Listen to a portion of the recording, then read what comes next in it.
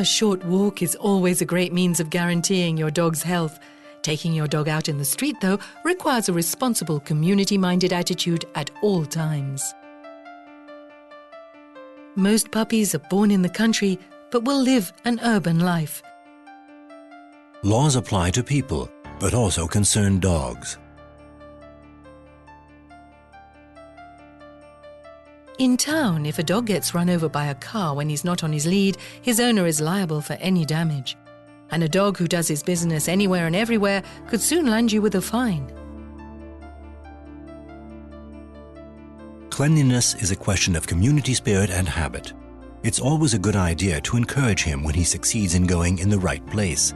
Little by little, he'll develop the right habits. Until then, you should obviously pick up any dog mess to avoid spoiling the local environment or causing a nuisance to others. You should teach your dog good manners as early as possible. A well-educated dog can accompany his master in all kinds of circumstances. If you can't master your dog, or if you don't know how to train him, there are plenty of canine education clubs who'll help you to train your dog properly. In the countryside, the puppy will be able to release all that pent-up energy and to discover a new environment. The puppy needs to be able to let off steam, to play, to walk, and to take part in sports.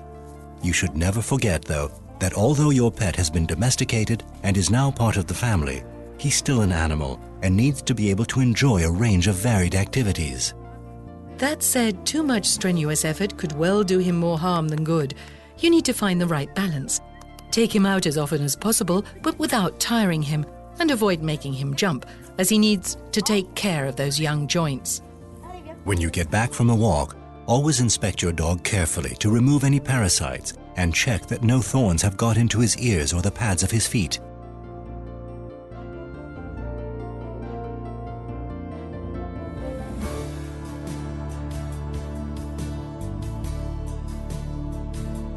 A swimming pool where children are playing can be a great temptation for a small puppy. But if he jumps in, he won't be able to pull himself back out again.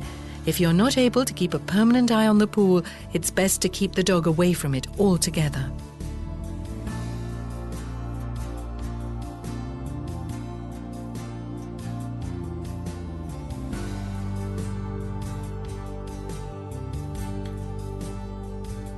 There are dangers around the home too. And in some cases, these come from sources you would never suspect. Indoors, household cleaning products or certain green plants can cause poisoning. Take care not to leave your medicines lying around, not forgetting certain foodstuffs such as chocolate, onions or salt, which can also be dangerous to your puppy. Outside, various garden plants, plant health products, weed killers, insecticides or venomous animals can all pose a risk.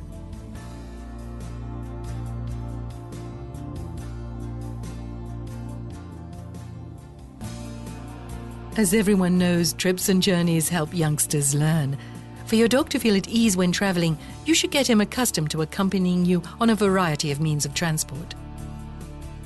In the car, it's best to start off with short trips. To avoid the puppy getting sick, for example, when you're on the way to your holiday destination, it's a good idea to give him a light meal 10 hours before you set off. A variety of accessories such as harnesses or nets are available to improve safety for the pup and for all of the passengers. A brief stop every 2 hours will do your dog a world of good.